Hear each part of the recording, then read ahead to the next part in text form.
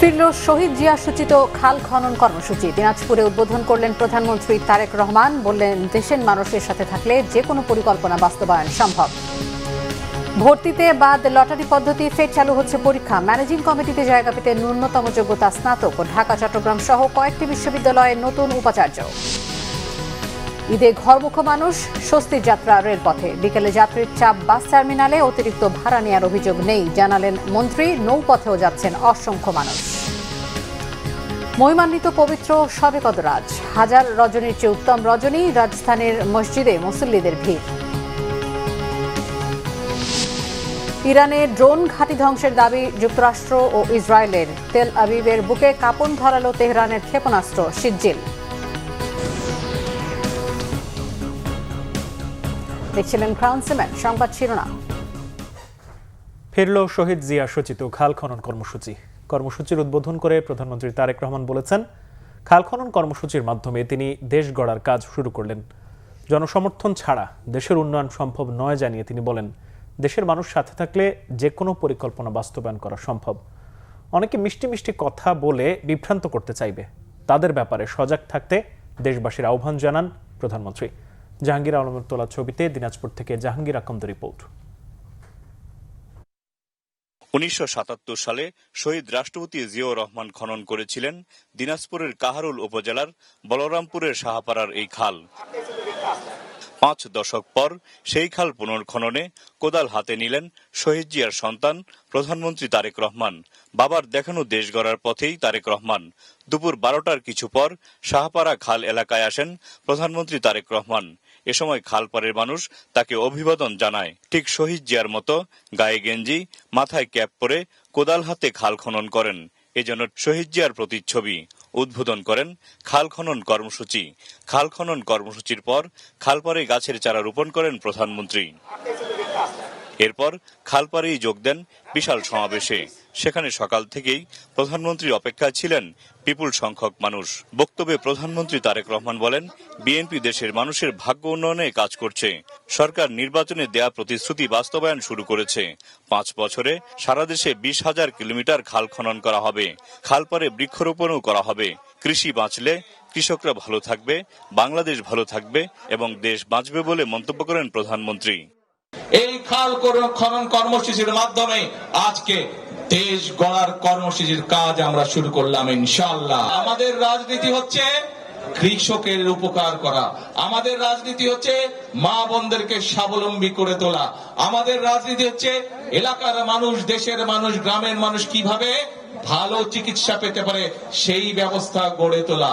কি করে মানুষের কর্মসংস্থানের ব্যবস্থা করব, সেটি কৃষিতে হোক, সেটি শিল্পে হোক, সেই ব্যবস্থা গড়ে তোলা। কিন্তু এই কাজগুলো যদি করতে হয়, আমি কিন্তু একা পারবো না। কাকে লাগবে সাথে? কাকে লাগবে? জনগণকে সাথে লাগবে। নির্বাচনে যেমন আপনারা ধানের শীষের সাথে ছিলেন, নির্বাচনের সময় যেমন আপনারা আমাদেরকে সমর্থন দিয়েছেন, এখনো কিন্তু আপনাদের সমর্থন ছাড়া কিন্তু আমরা এই কাজগুলো করতে পারবো না। জনগণের সমর্থন ছাড়া দেশ উন্নয়নের কাজ করা সম্ভব নয়।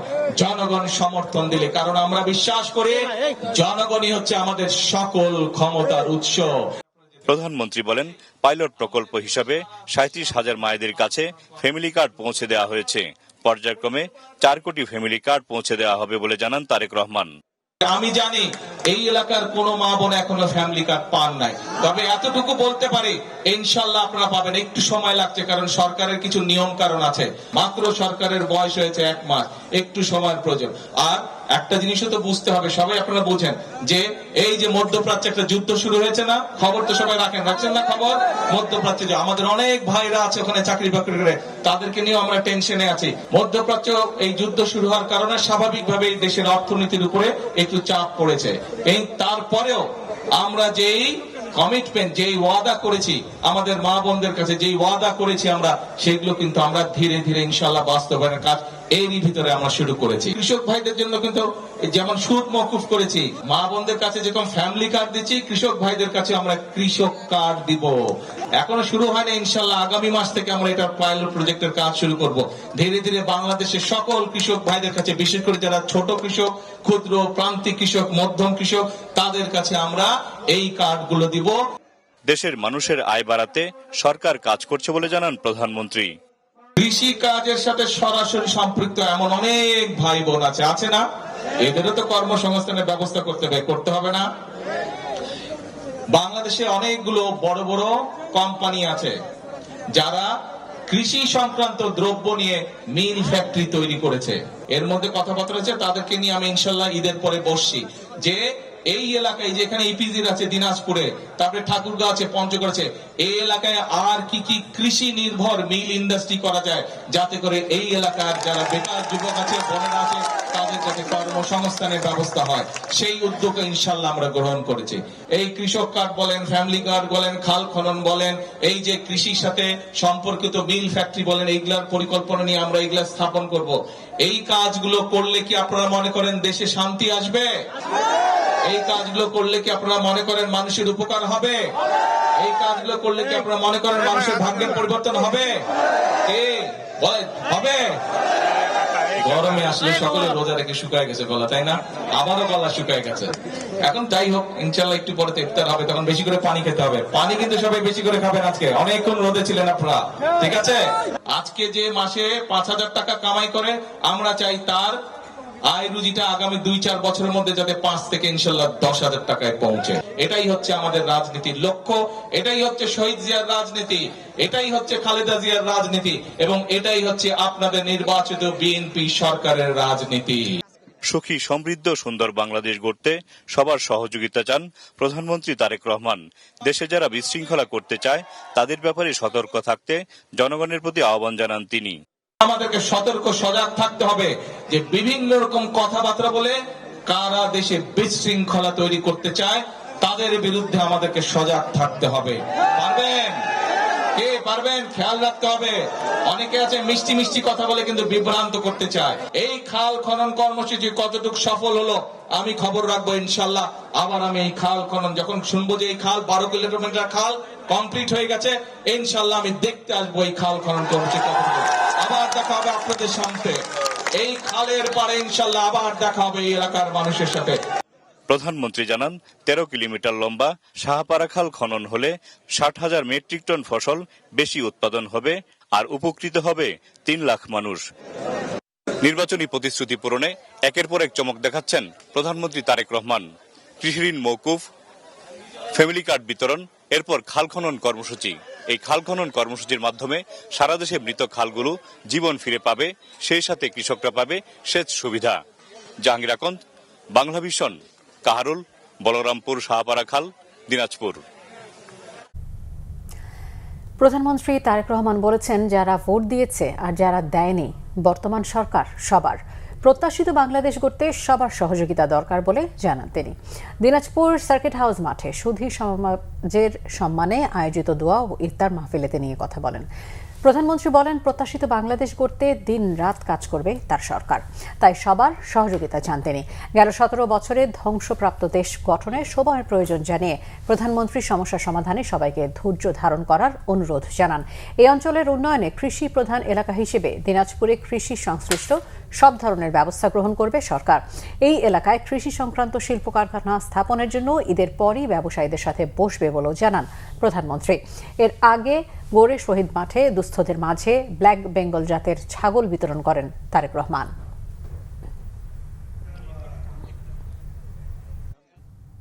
খাল দখলকারীরা যত শক্তিশালী হোক, কারো ছাড় নেই, হুঁশিয়ার করেছেন মন্ত্রীরা। দেশের কৃষি বিপ্লবে খাল কাটা কর্মসূচিকে একটি ঐতিহাসিক পদক্ষেপ মনে করেন তারা।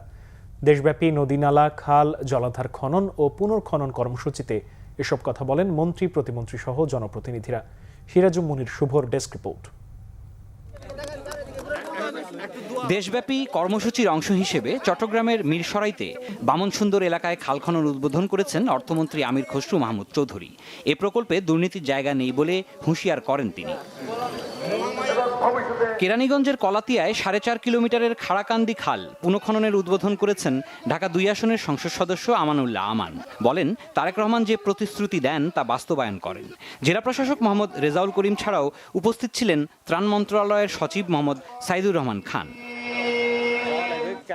নওগাঁর নিয়ামতপুরে বেলগাপুর থেকে জুলুপাড়ার 1200 মিটার বিললতা খাল খনন উদ্বোধন করেছেন ভূমিমন্ত্রী মিজানুর রহমান মিনু। দেশে খাদ্যের চাহিদা পূরণে নদী ও খালগুলোর ভূমিকার কথা মনে করিয়ে দেন মিনু। মৌলভীবাজারের আনিকেলি বড় এলাকায় কাটাগাং খাল পুনঃখনন কাজ উদ্বোধন করেছেন প্রবাসী কল্যাণ ও বৈদেশিক কর্মসংস্থান মন্ত্রী আরিফুল হক চৌধুরী। খালের কারণে রবি শস্য শাকসবজি উৎপাদন 2 থেকে 3 গুণ বাড়বে বলে জানান তিনি। ফরিদপুরের ভাঙায় বলেরবাগ থেকে সোনাখোলা ব্রিজ পর্যন্ত খাল খনন কাজের উদ্বোধন করেছেন পররাষ্ট্র প্রতিমন্ত্রী শামা ওবায়েদ। ছিলেন ফরিদপুর 4 আসনের সংসদ সদস্য শহীদুল ইসলাম বাবুল। ব্রাহ্মণবাড়িয়ার বোয়ালিয়া খাল খনন উদ্বোধন করেছেন পরিকল্পনা প্রতিমন্ত্রী জোনায়েদ সাকি। উপস্থিত ছিলেন ব্রাহ্মণবাড়িয়া 3 আসনের সংসদ সদস্য মোহাম্মদ খালেদ হোসেন মাহবুব এবং ব্রাহ্মণবাড়িয়া 1 আসনের সংসদ সদস্য এম এ হান্নান। জয়পুরহাটের কালাইয়ে মুরালি ভাবকি খাল কাটা ও নালা পরিষ্কার কাজের উদ্বোধন করেছেন জনপ্রশাসন প্রতিমন্ত্রী আব্দুল বারী। জলাবদ্ধতা নিরসন এবং কৃষিকাজে পানির সেচ সুবিধা নিশ্চিত করতে সরকারের এই উদ্যোগ বলে জানান তিনি। মানিকগঞ্জের দৌলতপুরের হাপানিয়া খাল খনন উদ্বোধন করেছেন বিমান ও পর্যটন মন্ত্রী আফরোজা খানম রিতা। ইশতেহার অনুযায়ী 5 বছরে 20,000 কিলোমিটার খাল খনন করা হবে বলে নিশ্চিত করেছেন তিনি। অনুষ্ঠানে উপস্থিত ছিলেন মানিকগঞ্জ 1 আসনের সংসদ সদস্য এস এ জিন্না কবির। টাঙ্গাইলে 20,000 কিলোমিটার নদী খাল খনন কাজ উদ্বোধন করেছেন মৎস্য ও প্রাণী সম্পদ প্রতিমন্ত্রী সুলতান সালাউদ্দিন টুকু। গোপালপুরের রাজখাল খননের উদ্বোধন করেন তিনি। গাজীপুরের গাছা খালের প্রাণ ফেরাতে 845 লাখ টাকার প্রকল্প উদ্বোধন করেছেন ডাক, টেলিযোগাযোগ ও তথ্য প্রযুক্তি মন্ত্রী ফকির মাহবুব আনাম। অনুষ্ঠানে স্থানীয় সংসদ সদস্য এম মঞ্জুরুল করিম রনি উপস্থিত ছিলেন। পাট ও বস্ত্র মন্ত্রণালয়ের প্রতিমন্ত্রী মোহাম্মদ শরীফুল আলম কিশোরগঞ্জের নিকলির আড়িবিল খাল পুনঃখনন কাজ উদ্বোধন করেছেন। এসব খালকে নদী ও বিলের সঙ্গে সংযুক্ত করে পানির স্বাভাবিক প্রবাহ নিশ্চিত করা হবে বলে জানিয়েছেন তিনি। বাগেরহাটের ফকিরহাটে সাতবাড়িয়া খাল খনন উদ্বোধন করেছেন পরিবেশ, বন ও জলবায়ু পরিবর্তন বিষয়ক প্রতিমন্ত্রী শেখ ফরিদুল ইসলাম। অনুষ্ঠানে বাগেরহাট 1 আসনের সংসদ সদস্য অধ্যক্ষ মোহাম্মদ মশিউর রহমান খান এবং বাগেরহাট 2 আসনের সংসদ সদস্য শেখ মঞ্জুরুল হক রাহাত উপস্থিত ছিলেন। প্রধানমন্ত্রীর প্রতিশ্রুতি অনুযায়ী গোপালগঞ্জের কোটালীপাড়ার ধুরাল খাল খনন কাজের উদ্বোধন করেছেন সাংস্কৃতিক বিষয়ক প্রতিমন্ত্রী আলী নেওয়াজ মাহমুদ খৈয়ম।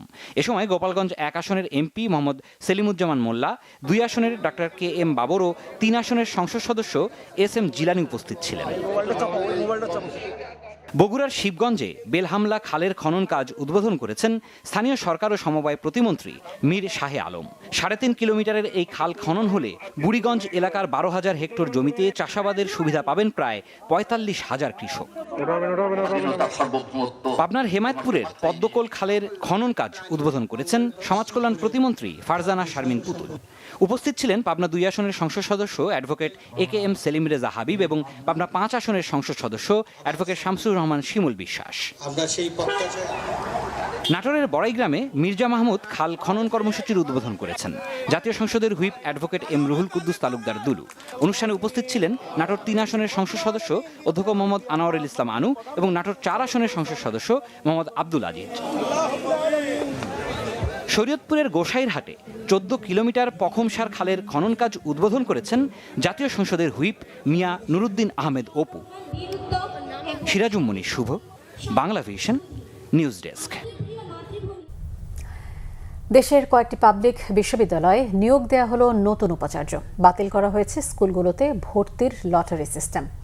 আনুষ্ঠানিক ব্রিফিংয়ে শিক্ষামন্ত্রী আনাম এহসানুল হক মিনল বলেন, শিক্ষাকে সর্বাধিক গুরুত্ব দিচ্ছে সরকার। জানানো হয়েছে শিক্ষা প্রতিষ্ঠানের ম্যানেজিং কমিটি ও গভর্নিং বডিতে জায়গা পেতে স্নাতক পাশের সিদ্ধান্তের কথাও। রিপোর্ট রিশান নাসরুল্লাহর। ভর্তি বাণিজ্য বন্ধে পতিত আওয়ামী লীগ সরকারের সময় দেশের স্কুলগুলোতে লটারির মাধ্যমে শিক্ষার্থী বাছাইয়ের প্রক্রিয়া শুরু হয়। সরকার গঠনের 1 মাসের মধ্যে সেটি বাতিল করেছে বিএনপি সরকার। শিক্ষামন্ত্রী জানিয়েছেন, মেধাভিত্তিক শিক্ষা ব্যবস্থার জন্য লটারির মাধ্যমে ভর্তি কোনো ইতিবাচক বিষয় নয়। দাবি করেন, পরীক্ষা নিলেও সেটি শিশুদের উপর চাপ তৈরি করবে না, এমনকি ভর্তি বা কোচিং বাণিজ্য হবে না বলেও দাবি তার। আমাদের যে বছরের প্রথমে পরীক্ষা অ্যাডমিশন পরীক্ষা যেটা হয়, সেটা আমরা লটারির পরিবর্তে পরীক্ষা নেওয়ার ব্যবস্থা করতে যাচ্ছি। আগাম জানিয়ে দিলাম যেন সকলের সুযোগ। এমন কোনো মেধার পরীক্ষা নিতে যাব না, ইটস ইনিশিয়াল স্টেজ। আমরা তাদের পরীক্ষা নেব, তারপরে দেখা যাক পরবর্তী ধাপে কি হবে। ওদেরকে আমরা ক্লাস 1-এ নিউরো সার্জন বানানোর চেষ্টা করছি না, এটা নিশ্চিত থাকেন। এটা আমরা দেখেছি জাস্টিফাইড কোনো জায়গায় শিক্ষায় লটারি, এটা তো জুয়া খেলা না। Why you think lottery? আপনি রিল্যাক্স করেন, আপনি আরো কমিয়ে দেন, টেস্টগুলি লিবারেল করেন, হোয়াট এভার দ্যাট ইজ। আপনি লটারি, যেই ছেলেটি কম্পিটিটিভনেসে আসতে পারে বা আসতে পারে না, তাকে সেই সুযোগটা দেন। Lottery is not a solution education. দেশের পাবলিক বিশ্ববিদ্যালয়গুলোতে নতুন ভিসি নিয়োগের কথা ব্রিফিংয়ে জানান শিক্ষামন্ত্রী।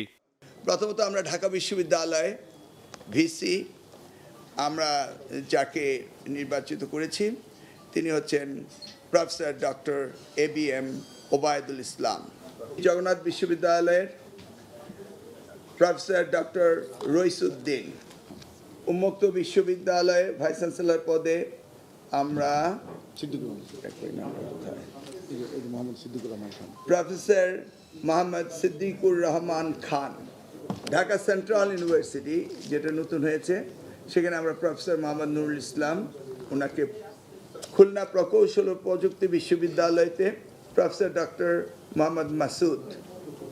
আমরা বিশ্ববিদ্যালয় মঞ্জুরি কমিশনে নিয়োগ প্রদান করা হয়েছে প্রফেসর ডক্টর মামুন আহমেদ। সাংবাদিকদের প্রশ্নের জবাবে শিক্ষামন্ত্রী জানান, শিক্ষা প্রতিষ্ঠানের ম্যানেজিং কমিটি ও গভর্নিং বডিতে জায়গা পেতে স্নাতক পাশ হবে প্রাথমিক যোগ্যতা। সব ধরনের প্রতিষ্ঠানের জন্য একই নিয়ম কার্যকর বলেও জানান তিনি। রিশান নাসরুল্লাহ, বাংলা ভিশন, ঢাকা। নির্বাচনী ইশতেহার অনুযায়ী শিক্ষা খাতের প্রতিশ্রুতি সরকার বাস্তবায়ন করবে বলে জানিয়েছেন প্রাথমিক ও গণশিক্ষা প্রতিমন্ত্রী ববি হাজ্জাজ। সকালে রাজধানীর একটি হোটেলে নির্বাচনী ইশতেহারের আলোকে আগামী দিনের শিক্ষা খাত শীর্ষক নাগরিক প্ল্যাটফর্ম সংলাপে এসব কথা বলেন তারা। ববি হাজ্জাজ বলেন, শিক্ষা খাতে সরকার জবাবদিহিতা বজায় রাখতে চায়। শিক্ষা প্রতিষ্ঠানে ম্যানেজিং কমিটি গঠন নিয়ে এখনও কোনো চূড়ান্ত সিদ্ধান্ত সরকার নেয়নি বলেও জানান তিনি। বলেন, অংশীজনদের সাথে বসে নীতি নির্ধারণ করা হবে। উপদেষ্টা মাহাদি আমিন বলেন, তৃতীয় ভাষা শিখিয়ে দক্ষ জনগোষ্ঠী তৈরি করার চেষ্টা চলছে।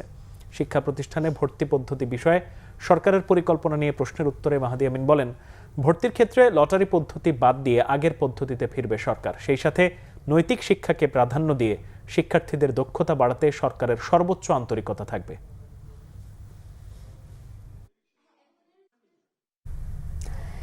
জ্বালানি সরবরাহে রেশনিং পদ্ধতি উঠিয়ে নেয়ার পরও এখনও দীর্ঘ লাইন রাজধানীর পেট্রোল পাম্প আর ফিলিং স্টেশনগুলোর সামনে। ঘন্টার পর ঘন্টা অপেক্ষা করে জ্বালানি নিতে হচ্ছে ভোক্তাদের। তবে ধীরে ধীরে অবস্থার কিছুটা উন্নতি হচ্ছে বলেও জানালেন চালকরা। বললেন, আগের তুলনায় বেশি পাওয়া যাচ্ছে তেল। এদিকে ডিপোগুলো চাহিদা অনুযায়ী তেল সরবরাহ করছে না বলে অভিযোগ পাম্প মালিকদের। আরেফিন শাওনের রিপোর্ট। ইরান ও মার্কিন ইসরায়েল জোটের যুদ্ধের কারণে আন্তর্জাতিক বাজারে জ্বালানি সরবরাহের বিঘ্নের রেশ ধরে বাংলাদেশেও জ্বালানি তেলের সরবরাহ নিয়ে উদ্বেগ দেখা যায় সর্বস্তরে। জ্বালানি সংগ্রহে পাম্পগুলোতে পড়ে যায় দীর্ঘ লাইন। চট্টগ্রাম বন্দরে একের পর এক তেলবাহী জাহাজ পৌঁছানোর পর পরিস্থিতি স্বাভাবিক হতে শুরু করে। এর ধারাবাহিকতায় রবিবার থেকে রেশনিং পদ্ধতি উঠিয়ে নেওয়ার সিদ্ধান্ত নেয় সরকার। দীর্ঘ লাইন থাকলেও পাম্প আর ফিলিং স্টেশনগুলোতেও ধীরে ধীরে পরিস্থিতির উন্নতি হচ্ছে। চাহিদা মতো তেল নিতে পারছেন বলে জানালেন চালকরা। আজকে এবং আগামীকাল 2 দিনই ফুল ট্যাঙ্ক করবে, এটার জন্য মানুষ একটু সিরিয়াল করতেছে।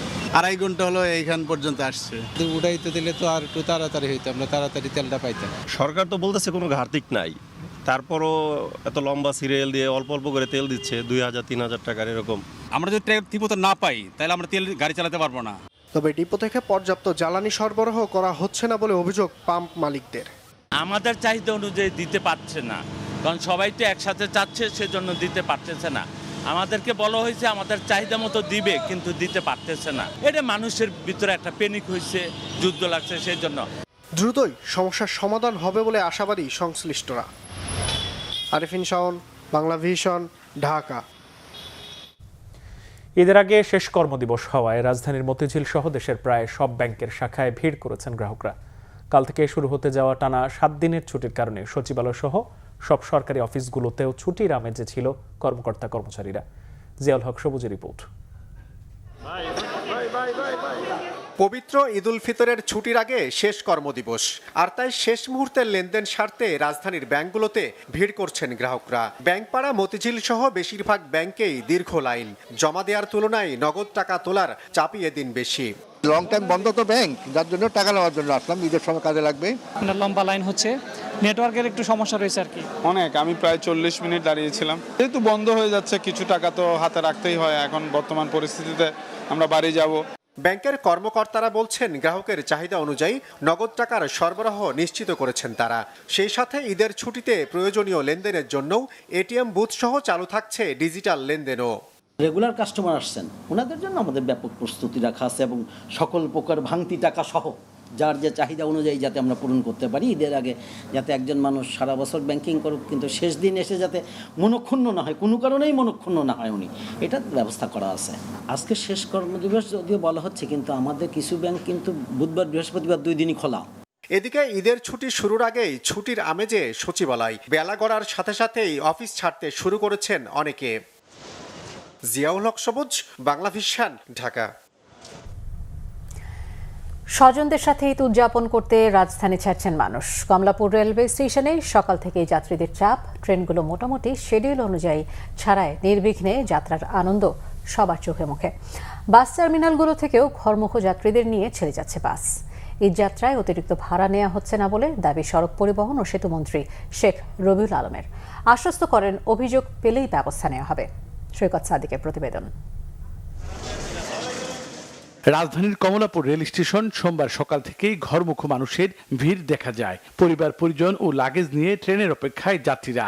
যাত্রীদের চাপ থাকলেও কোনো শিডিউল বিপর্যয়ের ঘটনা ঘটেনি। সকালে সব ট্রেনই ছেড়ে যায় যথাসময়ে। সময় মতো যাত্রার আনন্দে খুশি যাত্রীরাও। আমি, আমার বাবা, মা, আরো দিদা, দাদু, এদের সাথেই হবে।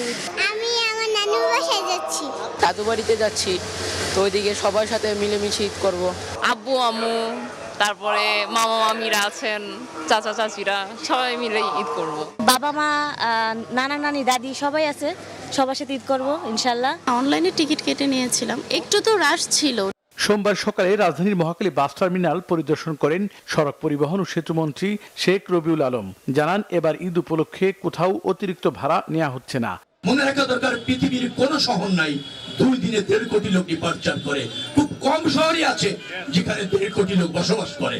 তো এইরকম একটা উৎসব আমরা গ্রামে গিয়ে উদযাপন করতে জাতি হিসেবে অভ্যস্ত।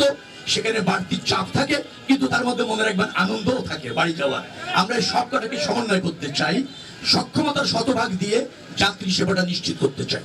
এদিকে শেষ কর্মদিবসের পর অফিস ছুটি হয়ে যাওয়ায় বিকেলে রাজধানীর বাস টার্মিনালগুলোতে যাত্রীদের চাপ বাড়ে। ঈদে লম্বা ছুটি পাওয়ায় অনেকে আগে ভাগেই বাড়ি যাচ্ছেন। আজকে অবশ্যই শেষ করেই এখন বাড়ি যাচ্ছে, অবশ্যই ভালো লাগতেছে। বাড়ি পৌঁছাইতে পারলে আরো ভালো লাগবে। ভালো লাগছে, বাচ্চাদের নিয়ে অনেকদিন পর যাচ্ছি, সবার সাথে দেখা হবে, ঈদ করা হবে। ঈদে বাড়ি যাব, এটা তো আসলে বড় আনন্দের বিষয় এবং খুবই ভালো লাগতেছে। ফ্যামিলির সাথে বাড়িতে ঈদ করতে পারবো, এটা আসলে একটা ভালো লাগার বিষয়। পরিবহন সংশ্লিষ্টরা জানান, বিআরটিসি নির্ধারিত বাস ভাড়াই যাত্রীদের থেকে নেওয়া হচ্ছে। মঙ্গলবার থেকে বাসে চাপ বাড়বে বলেও প্রত্যাশা তাদের। সৈকত সাদিক, বাংলা ভিশন, ঢাকা। ঈদের ছুটিতে ঘরমুখ মানুষ, ভিড় ছিল লঞ্চ টার্মিনালগুলোতেও। কোনো ভোগান্তি ছাড়াই যাত্রা করতে পারছে বলে জানান দক্ষিণাঞ্চলের মানুষ। এদিকে সদরঘাট এলাকা ও টার্মিনালে অপ্রীতিকর ঘটনা এড়াতে নেওয়া হয়েছে বাড়তি সতর্কতা। মোবাশ্বের আহমদের রিপোর্ট। ঘরমুখ মানুষ পরিবারের সাথে ঈদ কাটাতে বাস ট্রেনের পাশাপাশি লঞ্চেও ঢাকা ছাড়ছেন।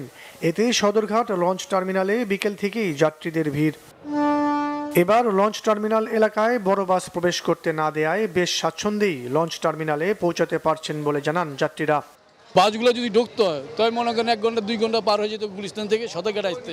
আর বাসগুলো কি করে, ওই টিভি ইংলিশ রোডের মোড় থেকেই ঘুরে দিচ্ছে, ঠিক আছে, এদিকে ঢুকতে পারতেছে না। এই জন্যই মানে এবেল মানুষ গাড়িগুলো রিক্সা দিয়ে চলে আসতে পারে। ঈদের কিছু মাল কিনছিলাম, আজকে খুব সুন্দরভাবে লঞ্চ ঘাটে পৌঁছে গেছি, কোনো গ্যাদারিং হয় না, কিছুই হয় না। আমি দেখছি যে এখানে প্রশাসনের বেশ নজরদারিতে আছে। অন্যান্য সময় থেকে এখন প্রশাসনের নজরদারিতে অনেক, কোনো বিভ্রান্তিকর পরিস্থিতি এখন আমরা পড়ি নাই। লঞ্চ যাত্রায় ভাড়া নিয়েও কোনো অভিযোগ নেই যাত্রীদের। তবে অনেক যাত্রীর অভিযোগ, বেশ কিছু লঞ্চ তাদের ভাড়ার বিষয়টি স্পষ্ট করছে না। লঞ্চ কেন্দ্রে কেউ বাড়তে পারা চায় না এই পর্যন্ত। লঞ্চ ঘাটে নানা ধরনের হয়রানির শিকার তো আমরা রেগুলার হচ্ছিই। যেমন লেবার, আমরা একটা ব্যাগ নিয়ে আসার সময় লেবাররা নিয়মিত ব্যাগ নিয়ে 200 টাকা, 500 টাকা, 1000 টাকা চাঁদা দাবি করে।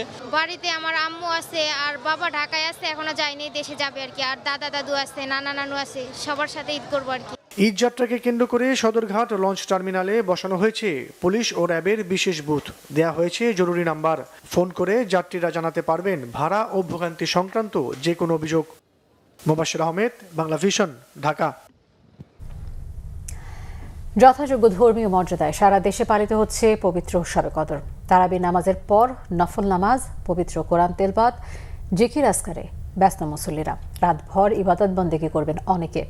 লাইলাতুল কদরের এই পবিত্র রাতে ইবাদত ও নিজের গুনাহ মাফে আল্লাহর কাছে ক্ষমা চেয়ে পরিশুদ্ধ হওয়াকে বিশেষ গুরুত্ব দিয়েছেন ইসলামের বিশেষজ্ঞরা। রিপোর্ট ফজলে রাব্বির।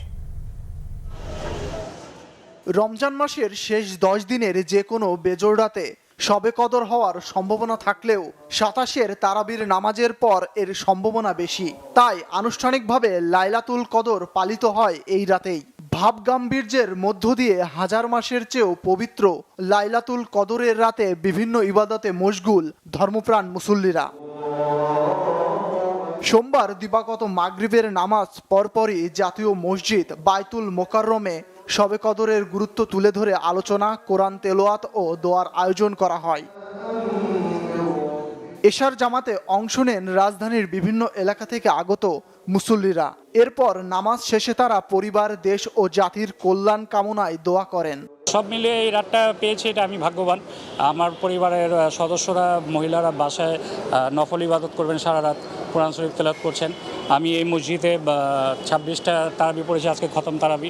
এই দিনে আমরা সবাই আল্লাহ তাআলার কাছে পানাহ চাই, যেন আমরা ভুল ত্রুটি যা করেছি সে ভুলগুলো যেন আমাদের ক্ষমা করে, যেন আমাদেরকে আল্লাহ যেন আমাদের সব গুনাহ মাফ করে দেয়। আল্লাহর কাছে দোয়া করলাম দেশের জন্য, ফ্যামিলির জন্য, দেশটা যাতে ভালো থাকে, দেশের উপর যাতে কোনো প্রকার অপশক্তি বা কোনো বাইরের ষড়যন্ত্র কাজ না করে। আল্লাহ যেন আমাদের দেশের উপর বারাকা দান করেন। আল্লাহর কাছে দোয়া করি দেশের জন্য, আমাদের নিজেদের জন্য, এবং আমাদের দেশটা যেন ভালো থাকে এবং আমরা পরকালে যেন জান্নাত নসিব করতে পারি। পবিত্র রমজান মাসে লাইলাতুল কদরের রাতে সাধারণত ইবাদত ও নিজের গুনাহ মাপে আল্লাহর কাছে পানাহা চাওয়াকে বিশেষ গুরুত্ব দিয়েছেন ইসলামী বিশেষজ্ঞরা। কিয়ামুল লাইল, লাইলাতুল কদর যদি উদযাপন করতে পারে, আল্লাহ তাআলার কাছে চাইতে পারে, তাহলে আল্লাহ তাআলা একটা বান্দাকে এই রাত্রে যদি কবুল করে নেন, তাহলে তার জীবনের পরিপূর্ণ জীবন, যেই সময়টুকু সে তার জীবনে পার করতেছে, পুরা জীবনটার জন্য তার জন্য সফল কাম হয়ে যাবে। রমজান মাসের শিক্ষা নিয়ে সারা বছর মুসল্লিরা যেন তাদের জীবনযাপন পরিচালনা করে, এমন প্রত্যাশা ব্যক্ত করেন মুসল্লিরা। ফজলে রাব্বি, বাংলা ভিশন, ঢাকা। ঈদ উল ফিতরের নামাজ আদায়ের জন্য জাতীয় ঈদগাহের সব প্রস্তুতি সম্পন্ন। ঈদের প্রধান জামাত হবে সকাল 8:30টায়। রাষ্ট্রপতি, প্রধানমন্ত্রী সহ রাষ্ট্রের গুরুত্বপূর্ণ ব্যক্তিরা অংশ নেবেন জামাতে। সোমবার ঈদগাহের সার্বিক প্রস্তুতি পরিদর্শন করেন ঢাকা দক্ষিণ সিটি কর্পোরেশনের প্রশাসক আব্দুস সালাম। তিনি জানান, এবার প্রায় 35,000 মুসল্লি জাতীয় ঈদগাহে ঈদের নামাজ আদায় করতে পারবেন। বৃষ্টি হলে পরিস্থিতি মোকাবিলায় সব ধরনের প্রস্তুতি নেওয়া আছে। তবে অতিবৃষ্টির কারণে যদি ঈদগাহে জামাত না হয়, তাহলে সকাল 9টায় বায়তুল মোকাররমে প্রধান জামাত হবে। কয়েক স্তরের নিরাপত্তা থাকবে বলেও জানান ঢাকা দক্ষিণের প্রশাসক।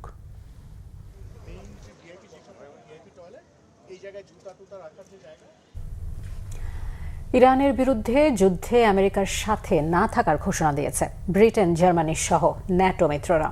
ফলে ইরান যুদ্ধে ইসরায়েল ছাড়া আমেরিকার পাশে আপাতত কেউ নেই। মিত্র দেশগুলোর এমন ঘোষণার তীব্র সমালোচনা করেছেন মার্কিন প্রেসিডেন্ট ডোনাল্ড ট্রাম্প। এদিকে যুদ্ধের 17তম দিনে প্রথমবার ব্যালিস্টিক মিসাইল সিজিল ছুড়ে ইসরায়েলের বুকে কাঁপন ধরিয়েছে ইরান। সংযুক্ত আরব আমিরাতের ফুজাইরার বিশাল তেল শিল্প এলাকায় ড্রোন হামলা চালিয়েছে ইরান। এছাড়া ইরানের সমরাস্ত্র আর ড্রোনের ঘাঁটি ধ্বংসের দাবি করেছে যুক্তরাষ্ট্র আর ইসরায়েল। মিরাব হোসেন খানের ডেস্ক রিপোর্ট। পাল্টা প্রতিরোধের তৃতীয় সপ্তাহে এসে ইসরায়েলের সামরিক স্থাপনা লক্ষ্য করে প্রথমবার মাঝারি পাল্লার ব্যালিস্টিক ক্ষেপণাস্ত্র সিজিল ছুড়েছে ইরান। কঠিন জ্বালানি চালিত 2 থেকে 2,500 কিলোমিটার পাল্লার ক্ষেপণাস্ত্রটি মাত্র 7 মিনিটে ইসরায়েলের রাজধানী তেল আবিবে আঘাত হানতে সক্ষম। সামরিক অভিযান ট্রু প্রমিস 4 এর অংশ হিসেবে 54তম দফায় ক্ষেপণাস্ত্র হামলা চালায় ইরানের বিপ্লবী গার্ড বাহিনী IRGC। 2 টন বিস্ফোরক বহনে সক্ষম খোরাম শাহ ছাড়াও খাইবার, শেকান, কদর, ইমাদ ক্ষেপণাস্ত্র ছুড়েছে ইরান। এমন মুহুর্মুহু হামলা ঠেকাতে গিয়ে ইসরায়েলের ইন্টারসেপ্টর ক্ষেপণাস্ত্রের মজুদ বিপজ্জনক পর্যায়ে নেমেছে, যা প্রচণ্ড চাপ সৃষ্টি করেছে আকাশ প্রতিরক্ষা ব্যবস্থার ওপর। এতে অবকাঠামোর ক্ষতি শুধু বাড়ছে না, বাড়ছে হতাহতের সংখ্যাও।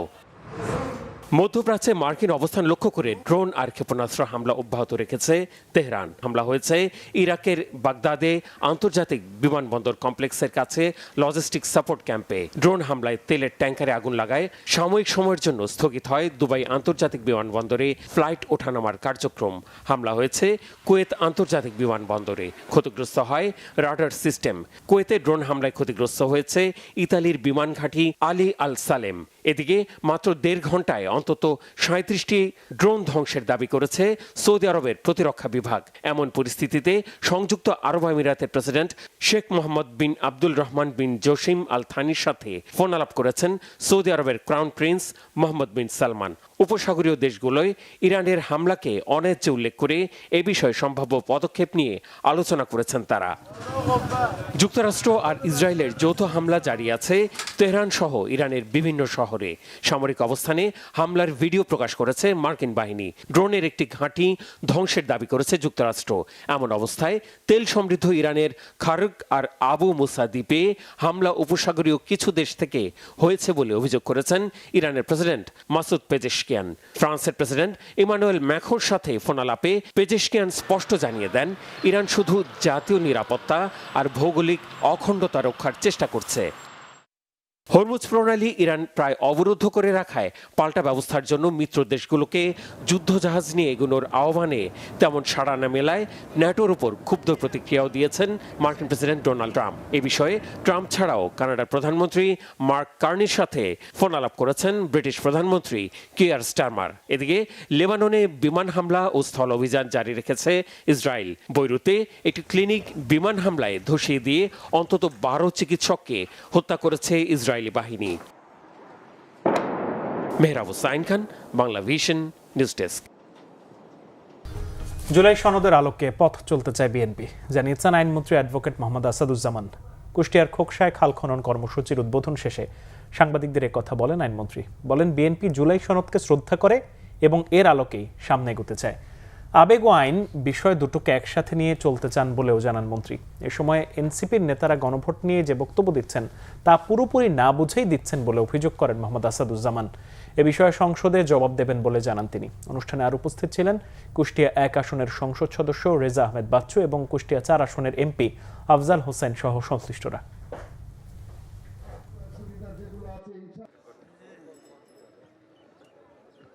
আপনাদের আঙুলের কালো দাগ মুছে যাওয়ার আগেই নির্বাচনের মাঠে এসে আমরা যে প্রতিশ্রুতি দিয়েছিলাম সেই সমস্ত প্রতিশ্রুতির অনেকটা বাস্তবায়ন হয়েছে এবং অনেকটা বাস্তবায়ন হওয়ার পথে আছে।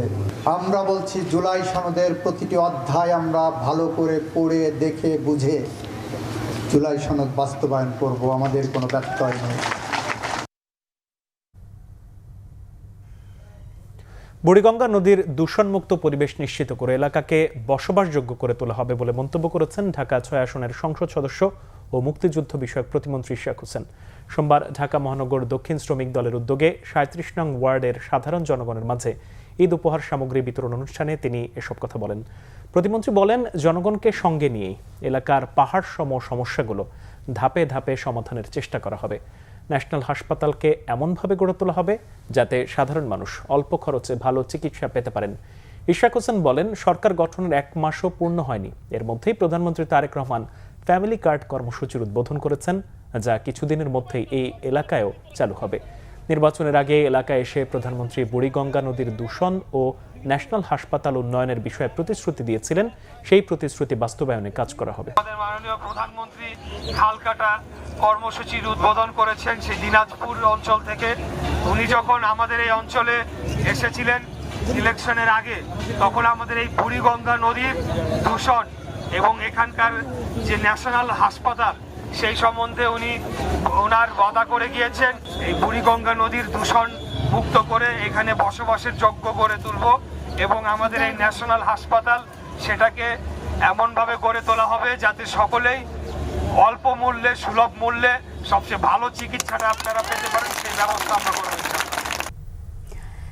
সংস্কার বিচারের পক্ষে ও দুর্নীতির বিপক্ষে এনসিপির লড়াই চলমান থাকবে বলে জানান এনসিপির আহ্বায়ক নাহিদ ইসলাম। সোমবার রাজধানীর মিরপুরে জাতীয় নাগরিক পার্টি এনসিপির ঢাকা মহানগর উত্তরের আয়োজিত এক ইফতার মাহফিলে তিনি এসব কথা বলেন। তিনি আরও বলেন, সরকার সম্পূর্ণ সংস্কারের বিপক্ষে অবস্থান নিয়েছে। সরকার পুরনো প্রথায় হাঁটলে জুলাই যোদ্ধাদের নতুন দিগন্তের পথে হাঁটতে হবে। এ সময় দলটির নেতারা সরকারকে সংবিধানের মৌলিক কাঠামোতে পরিবর্তন আনার আহ্বান জানান, নয়তো পুরোটাই পাল্টে দিতে আবারও রাজপথে নামার হুঁশিয়ারি দেন তারা।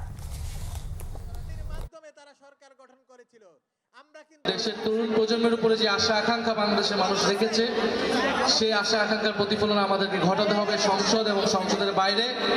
আমরা দেখছি যারা সরকার গঠন করেছে তারা সম্পূর্ণভাবে সংস্কারের বিপক্ষে অবস্থান নিচ্ছে এবং বাংলাদেশকে তারা পরিবর্তন হতে দিবে না বলেই তারা কমিটমেন্ট করেছে। এবার সারা দেশের বিভিন্ন খবর নিয়ে দেখুন একটি ডেস্ক রিপোর্ট।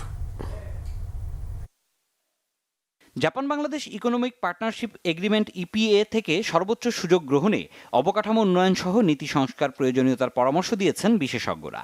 রাজধানীর বাড়িধারায় জাপান দূতাবাসে আয়োজিত সেমিনারে সেন্টার ফর পলিসি ডায়ালগ সিপিডির গবেষকরা জাপান বাংলাদেশ ইকোনমিক পার্টনারশিপের সুযোগ গ্রহণের ওপর জোর দেন।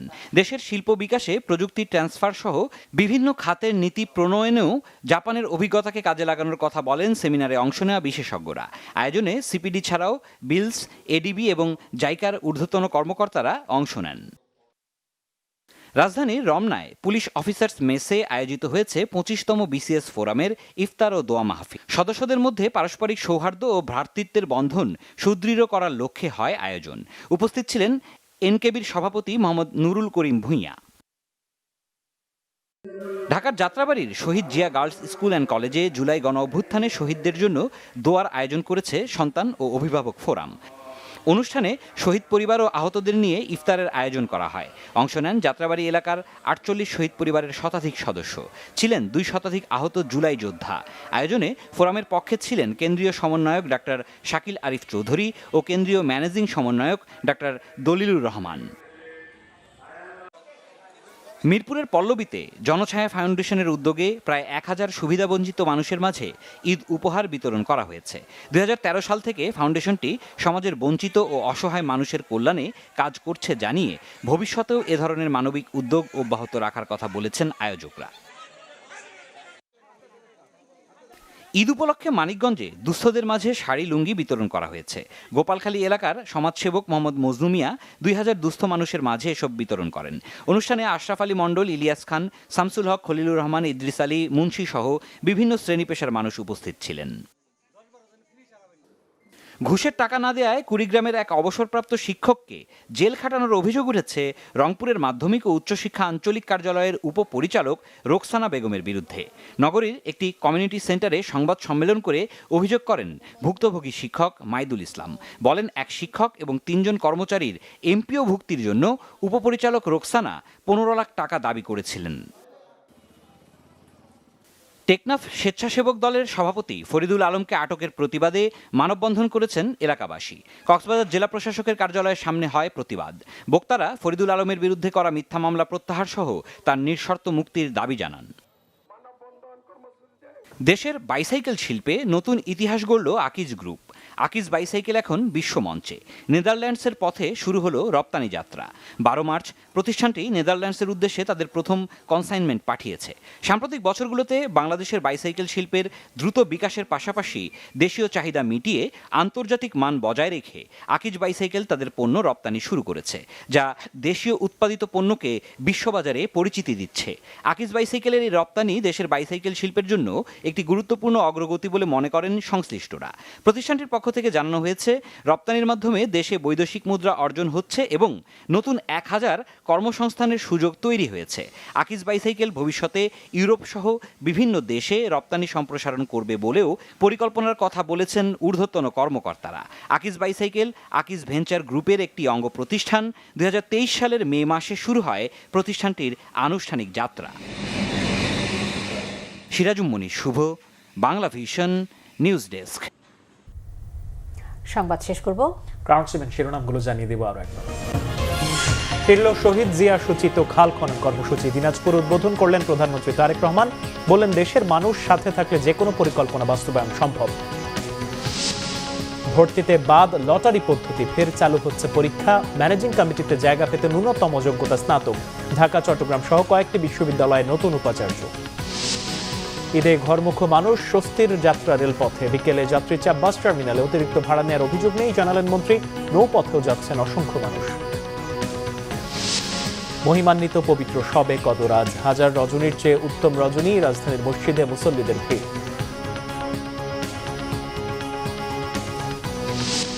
ইরানে ড্রোন ঘাঁটি ধ্বংসের দাবি যুক্তরাষ্ট্র ইসরায়েলের। তেল আবিবের বুকে কাঁপন ধরালো তেহরানের ক্ষেপণাস্ত্র সিজিল।